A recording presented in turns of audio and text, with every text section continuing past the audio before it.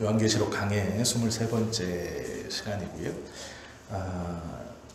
이제 우리가 인재양이 끝났습니다. 그리고 이제 인재양 뒤에 7번째 인을 떼려고 할 때에 7명의 천사들이 나와서 각각 나팔을 하나씩 7나팔을 이제 손에 잡고 서 있는 그러한 모양까지 보았죠. 성경을 보는 눈 중에 가장 중요한 것이 확실한 것으로 불확실한 것을 보아라 라는 것입니다. 불확실한 것, 즉 잘 알지 못하는 것으로 성경을 보면 전혀 엉뚱한 해석을 하게 됩니다. 그러면 하나님이 우리로 알게 해주신 확실히 아는 것으로 불확실하게 아는 것을 볼 때 이 불확실함이 확실함으로 우리에게 다가올 수 있는 것이죠. 나팔 재앙의 첫 번째는 출애굽기, 오늘 우리가 읽었던 9장 22절부터 26절까지의 말씀과 같은 이 오마주라고 보시면 됩니다. 계시록에서는 3분의 1씩 다 죽임을 당하는 이야기, 그리고 출애굽기에서는 3분의 1이라고는 하진 않지만 그 나오는 순서를 가만히 보면 이 나팔 재앙의 5번째가 이 출애굽의 8번째 메뚜기 재앙하고 똑같습니다. 또 이 나팔 재앙의 6번째 재앙이 10번째 출애굽의 장자의 죽음과 동일하게 겹칩니다. 즉 이 말은 유대교적 베이스를 가지고 있는 그리스도인들, 특별히 요한을 통해서 이 편지를 받고 있는 초기 교회 공동체의 성도들은 이 계시록의 재앙을 보았을 때 그들은 이것을 종말로 보지 않았다라는 것입니다. 이제 세상이 망하는구나. 우리나라는 이것을 어떻게 봤냐면 핵전쟁이 일어나서 세상이 끝난다 이렇게 설명했습니다. 버섯구름이 막 일어나고 이렇게 표현을 했어요. 그렇게 본 것이 아니고요. 유대인들에게 이 계시록은 출애굽 사건을 연상시키는 글입니다. 즉 무엇이냐면 애굽의 박해에서 모세를 통해 하나님께서 약속하신 그 땅, 그 노예에서 해방시켜 주는 그 사건, 출애굽의 사건 가운데 애굽에서 벌어졌던 10가지 재앙, 그 재앙을 이 계시록의 인재앙, 나팔재앙, 대접재앙을 보면서 떠올린다는 거예요. 이것은 미래에 있는 뭔가 새로운, 우리가 한 번도 경험해 보지 못했던 어떤 사건이 아니라 이미 우리 믿음의 선조들이 경험했던 그 출애굽의 사건들, 그것과 너무도 비슷하다라는 거예요. 그래서 초기 교회 기독교 공동체에서 이 계시록을 받을 때 그들은 이것은 멸망이 아니다, 새롭게 출발하는 것이고 우리가 새로운 땅, 약속의 땅으로 가는 것이다 라고 받아들였다는 거예요. 이것이 멸망의 책이고 종말의 책이라면 성경 속에 포함될 필요도 없을 뿐더러 그 많은 사람들이 회람할 필요도 없습니다. 왜냐하면 두려움을 주는 책이고 무서움을 주는 책이고 이제 곧 세상이 끝난다는 책인데 이것을 많은 성도들이 회람할 이유가 무엇이 있겠습니까? 숨겨야죠. 그날 직전까지 숨겨야죠. 성도들의 신앙이 해이해지고 나태해지고 포기해지고 끝날 건데 뭐. 긍정적인 부분보다는 부정적인 부분이 많을 것입니다. 그래서 숨겨야 되는 책이죠. 그러나 초기 교회 공동체, 기독교 공동체에서 이 계시록은 숨기는 책이 아닙니다. 희망의 책입니다. 왜 그러냐면 출애굽을 해 주신다라는 사인이 똑같이 온 책이기 때문에 그렇습니다.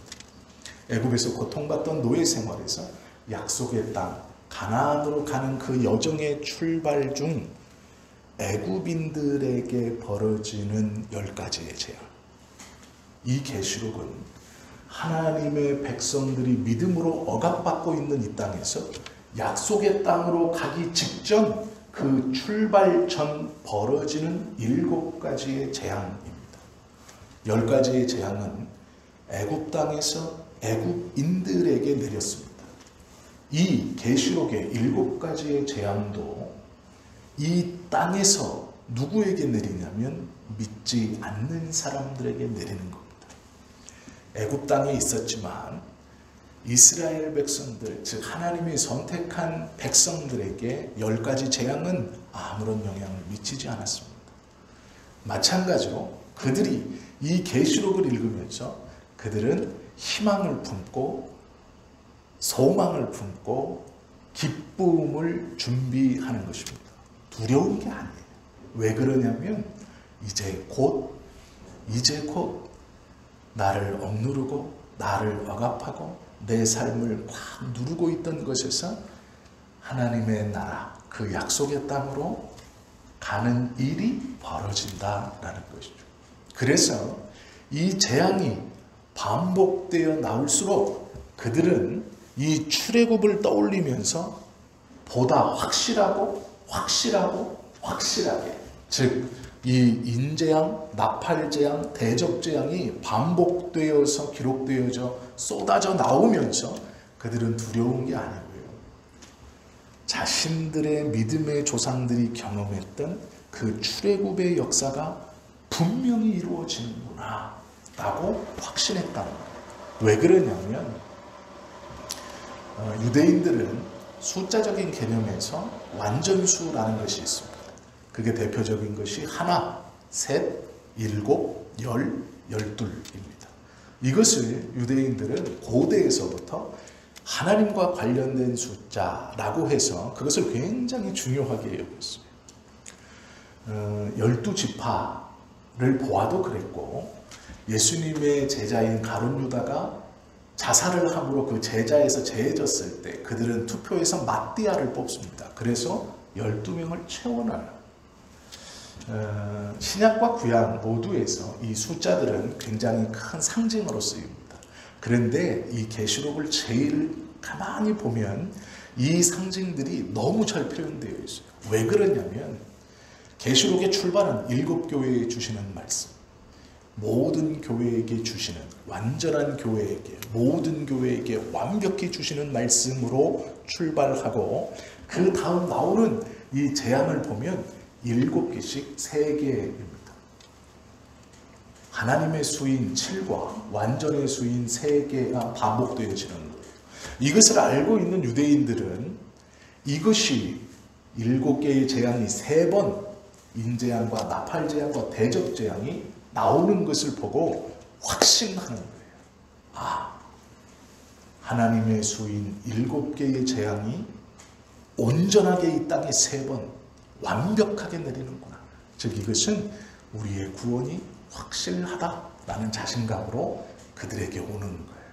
즉 이것은 두려움으로 오는 게 아니라 이것이 반복될수록 하나님의 말씀을 알고 있는 이 초기 교회 공동체의 구성원들은 곧 하나님의 나라가 이루어지고 우리가 과거의 믿음의 조상들이 했던 그 출애굽처럼 우리도 이제 곧 하나님의 나라에 가게 될 것이다 라는 희망과 소망을 품게 됐다는 것이죠. 그러면 그들이 계시록을 두려움으로 읽었을까요? 아니에요. 그들은 계시록을 가슴뛰임으로 읽었어요. 과거에 있었던 그 출애굽의 역사가 이제 우리에게 일어날 것이기 때문이죠. 그런데 아이러니하게도 2000년 뒤에 우리는 이 계시록을 두려움으로 보려고 해요. 무서워하는 책으로 꺼리고 어디 교회 갔는데 목사님이 계시록을 강의한다 그러면 이단인가? 이렇게 보는 거예요. 우리도 그러지 않았을까요? 그랬을 것 같습니다. 저 또한 그랬습니다. 계시록을 정확히 배우기 전에 그리고 이것을 묵상하면서 설교로 써 내려가기 전에 계시록은 막연한 책이었고 두려운 책이었고 손대기 꺼려지는 본문이었습니다. 그러나 그렇지 않다는 것을 알게 되었죠. 지금 23번째 시간인데요. 이미 이 계시록은 70편이 다 되어 있습니다. 매주 조금씩만 더 넣는 거예요. 다시 묵상하고 부족한 것, 설명을 내가 논리적으로 못하는 것이 있는가 하고 넣는 거예요. 계시록은 이미 강해가 끝났습니다. 새벽에 우리가 함께 보는 디모데 전서도 이미 강해가 끝나서 이제 한 편 한 편씩 보는 거예요.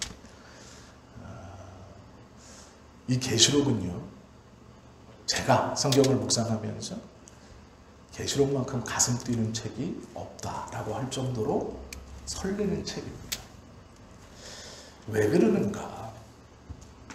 이 계시록은 출애굽과 너무도 비슷해요. 이스라엘 백성들이 고통 가운데 하나님께 울부짖고 하나님께 구원을 요청했을 때 그들에게 하나님이 약속의 말씀을 기억나게 하시고 하나님께서 모세라는 놀라운 사람을 준비시키셔서 그들로 그 고통과 억압과 폭압의 자리에서 구원시켜 주셔서 약속의 땅으로 들여보내주시는 그 드라마와 같은 놀라운 믿음의 여정이 이 계시록에 그대로 있다는 거예요. 그러나 감사한 것은 출애굽은 이미 벌어진 일이에요. 우리가 경험할 방법이 없습니다. 성경을 보면서 이스라엘 백성들이 이랬구나를 알 뿐이에요. 그러나 계시록은 아닙니다. 우리가 경험하게 될 이야기예요. 그 놀라운 하나님의 은혜를 출애굽은 이미 우리에게서 지나갔어요. 그러나 계시록은 벌어지고 있고 다가오는 이야기입니다. 그렇기 때문에 이 계시록은 우리의 가슴을 뛰게 해야 돼요. 계시록을 읽으면서 이 일이 이제 벌어지는구나 라고 하며 기뻐할 수 있어요. 두근두근 돼야 됩니다. 그것이 계시록을 읽는 성도들의 바른 반응이에요. 왜요? 하나님의 이 놀라운 역사가 이제 일어날 것이기 때문에, 우리에게 일어나고 있을지도 모르는 일이기 때문이죠. 재앙의 의미가 있습니다. 출애굽의 10가지 재앙을 보면 대상과 목적이 나팔 재앙의 대상과 목적과 거의 똑같습니다. 이게 무슨 얘기냐면 출애굽 때 벌어졌던 10가지 재앙의 대상은 애굽인들입니다. 그 10가지의 재앙을 당하는 사람은 애굽인이에요. 이스라엘 백성이 아닙니다.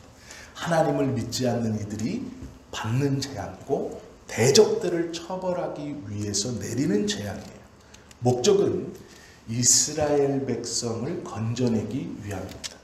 모세가 하나님만 예배할 수 있는 곳으로 가겠다라고 말했어요.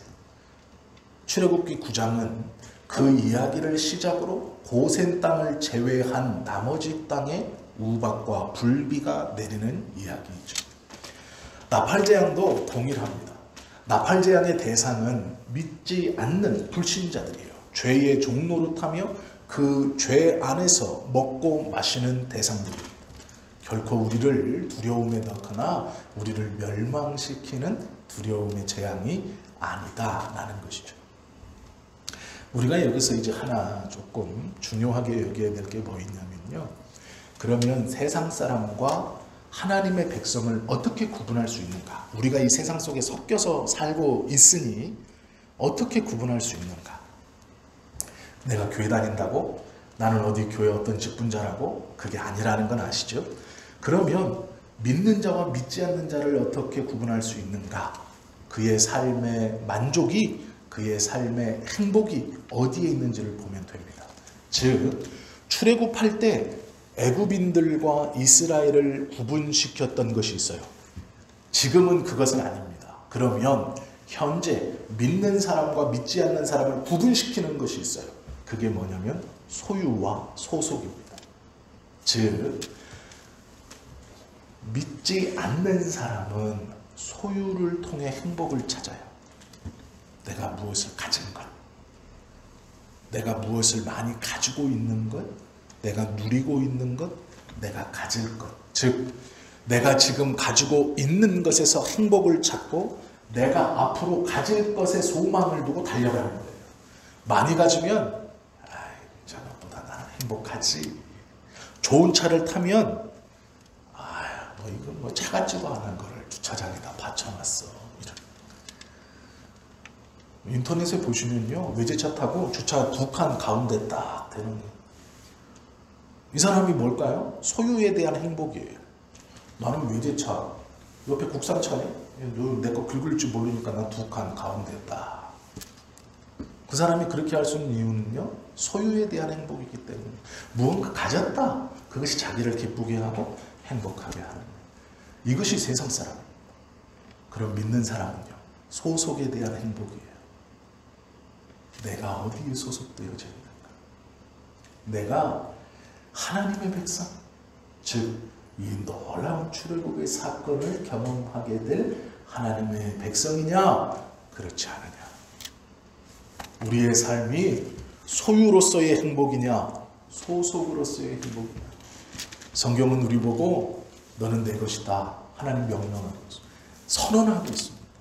우리가 그 말씀을 받을 때 행복하고 기쁘고 감사하고 가슴이 뛴다면 그는 하나님의 백성이에요. 그러나 그 음성을 듣고 그 말씀을 들으면서도 하나님 나는 뭐가 없었어. 하나님 나는 뭐가 부족했어. 소유에 대한 행복을 계속 찾는다면 하나님의 백성이 아닐지 몰라요. 세상 사람은 소유를 통해 자신의 행복을 증명하려고 하고 붙들려고 하고 행복하다고 생각합니다. 그러나 하나님의 백성은 소유가 아니에요. 소속이에요. 어느 곳에 있는가? 내가 어디에 있는가? 내가 누구와 있는가? 그것이 행복인 거예요. 이스라엘 백성들은 출애굽 전에 노예였습니다. 세상적으로 보면 그들은 비참했어요. 절망이었고 소망이 없습니다. 가진 것이 없어요. 그들은 소유를 가지고 행복할 수 있는 사람들이 아니었어요. 그러나 그들이 끝까지 그곳에서 절망하지 않고 하나님께 희망을 두고 기도하고 하나님의 은혜를 구하고 결국에는 하나님께서 그 은혜를 모세를 통해 베풀어 주셔서 출애굽의 놀라운 은혜들을 경험하고 그들이 쏘고 치며 춤추고 찬양할 수 있었던 이유는 소유의 행복이 아니라 소속의 행복이 무엇인지 알았기 때문에. 우리도 마찬가지입니다. 소유의 행복을 쫓으면 세상 사람이에요. 우리는 이미 소속으로 행복한 사람들이죠. 에베소서 1장 3절에 보면 바울이요 이렇게 말해요. 찬송하리로다 하나님 곧 우리 주 예수 그리스도의 아버지께서 그리스도 안에서 이 뒤에 말이 아주 놀라운 말이에요. 하늘에 속한 모든 신령한 복을 우리에게 주시되. 이게 소속입니다. 우리의 소속이에요.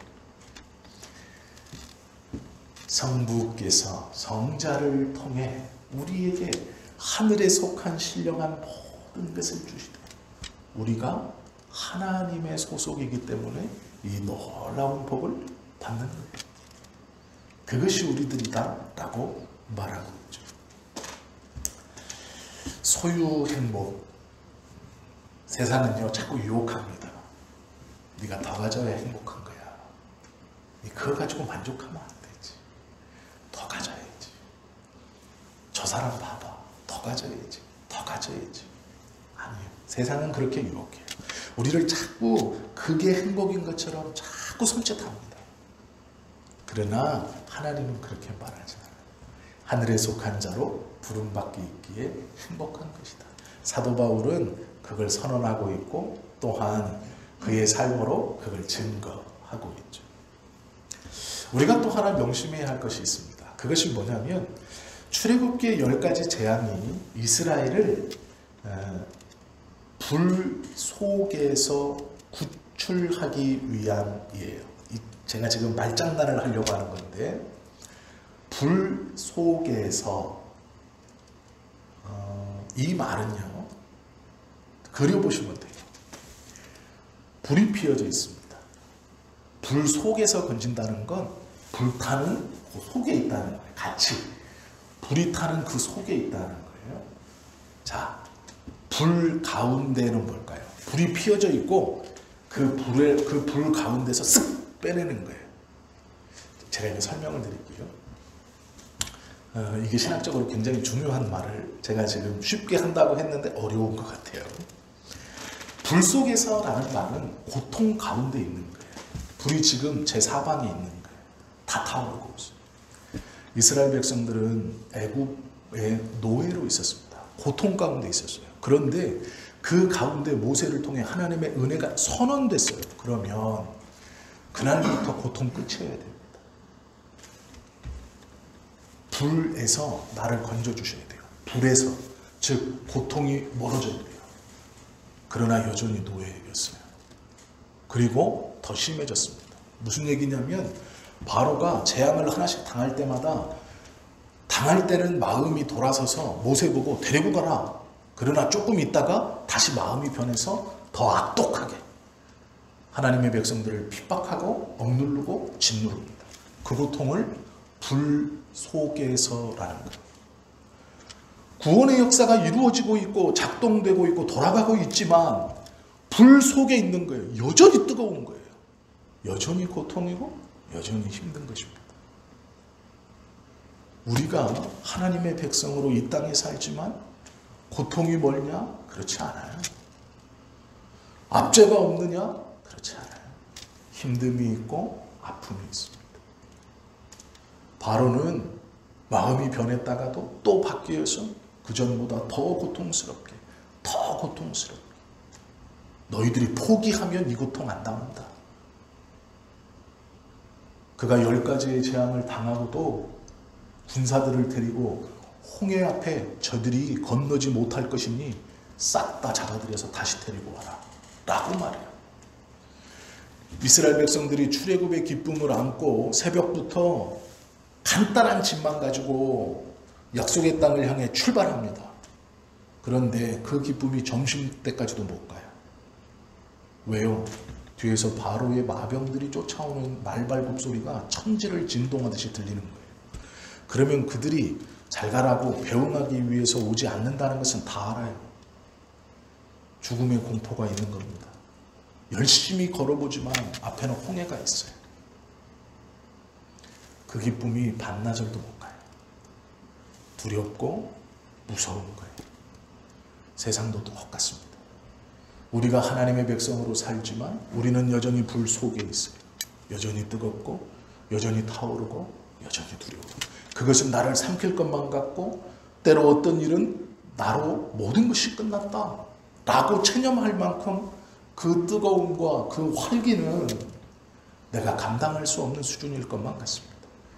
그러나 그렇지 않다는 출애굽은 불 가운데서 불을 저 멀리? 아니에요.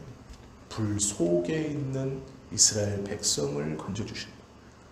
선포되었지만 여전히 불 속에 있는, 여전히 뜨거운 가운데 있고 여전히 그 두려움 가운데 그들을 구원해 주신 것이 출애굽이에요. 마찬가지로 나팔재앙도 마찬가지입니다.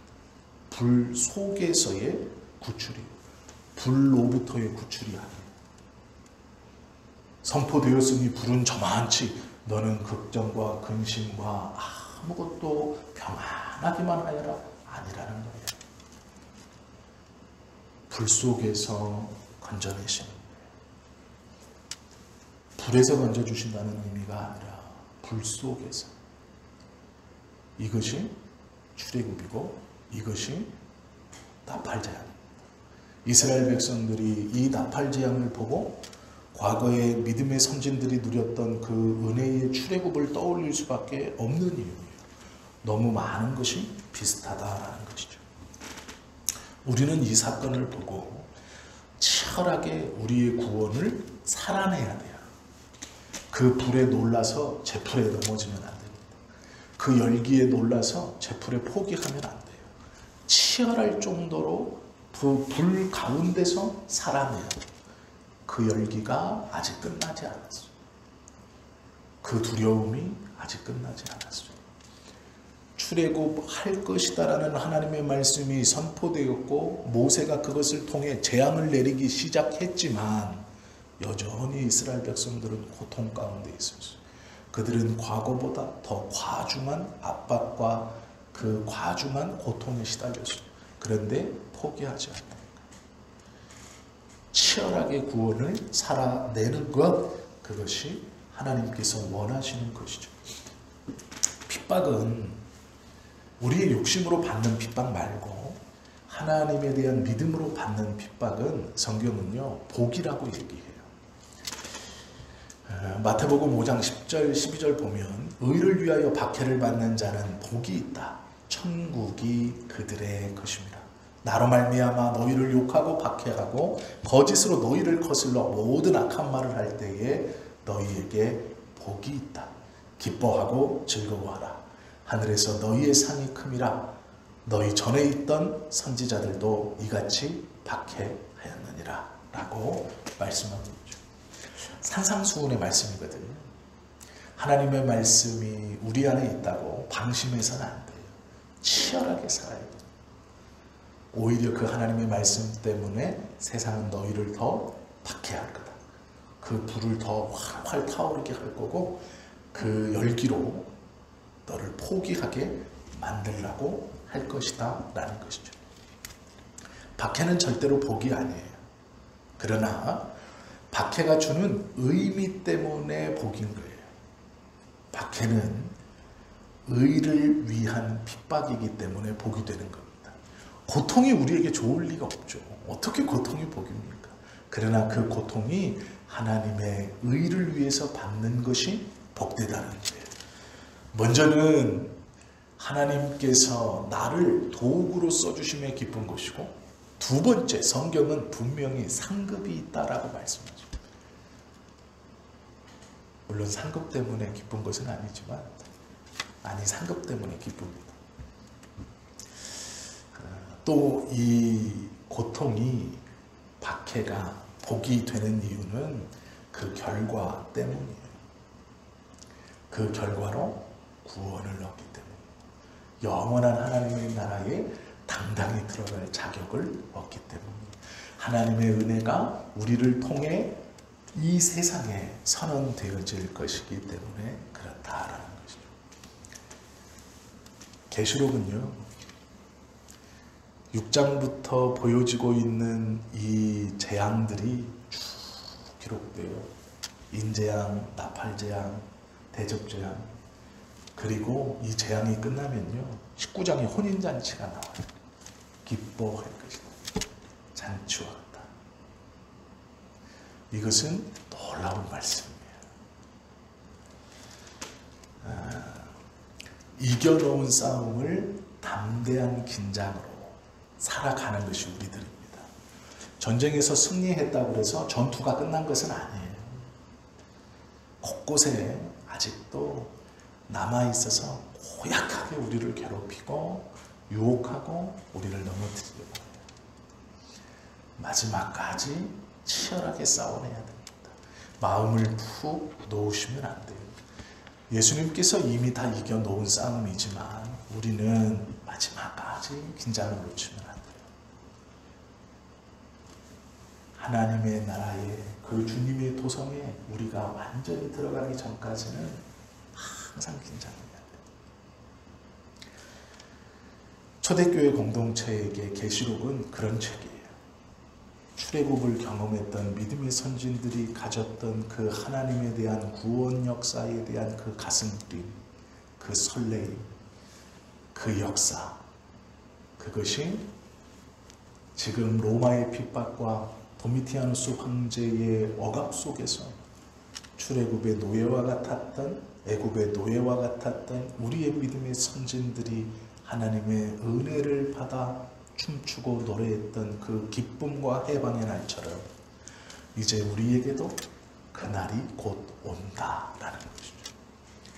그러기에 그들은 믿음 때문에 당하는 핍박을 넉넉히 견딜 수 있었고, 이 계시록의 말씀은 그들에게 두 번째 출애굽의 하나님의 은혜를 품게 하고 기쁨으로, 두려움이 아니라 기쁨으로 그들에게 숨고 억누르고 회피하는 믿음이 아니라 앞에 나서고 기뻐하고 적극적으로 예배 자리에 나와 큰 소리를 지를 수 있는 환호의 책입니다. 그들이 소리 소문 없이 지하에서 아니면 허름한 누구네 집에서 저녁에 모여서 조심스럽게 하나님을 예배할 때 그들에게 이 계시록이 낭독되었어요. 한 사람이 일어나서 필사한 계시록을 그곳에 있는 모든 형제가 모든 자매가 들을 수 있도록 낭독했어요. 이것을 들으며 그들은 움츠려드는 게 아니라 기뻐하는 거예요. 당당해지는 거예요. 하나님의 역사가 이제 일어난다라는 것이죠. 놀라운 것은요, 소유의 행복은 혼자서도 가능합니다. 내가 가지고 있는 것 갖고 내가 좋아하는 거예요. 그건 혼자 하는 거예요. 오히려 다른 사람 있으면 방해돼요. 나눠줘야 되니까. 내 양손에 10개 다 주고 있어야 되는데 한 명 들어오면 아무리 못 줘도 한두 개는 제가 가져가야 돼요. 그러면 10개가 다 내 거였는데 한 개만 가져가도 9개밖에 안 되고 2개 가져가면 8개밖에 안 돼요.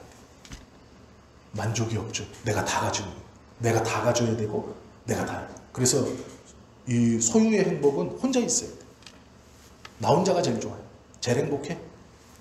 그러나 소속의 행복은요, 혼자서 소속되는 거예요. 같이 있을수록 행복한 거예요. 같이 있을수록. 성경에서 교회를 가리켜서 너희가 믿음에 힘써라, 모이기를 힘써라라고 말씀하시는 건 소유 그것이 아니고 소속의 행복 때문에 같이 있을수록 그 행복이 커지는 거예요. 너도 나도 라는 거예요. 그것이 믿음 안에서 우리를 모이게 하시고 우리를 불러주시고 교회로 묶어주신 하나님의 뜻이에요. 어떨 때는 행복이 좀 비껴가는 것 같지만 소유의 행복을 쫓아서 가는 게 옳은 거야 라고 하는 세상의 유혹을 계속해서 싸워 이기셔야 돼요.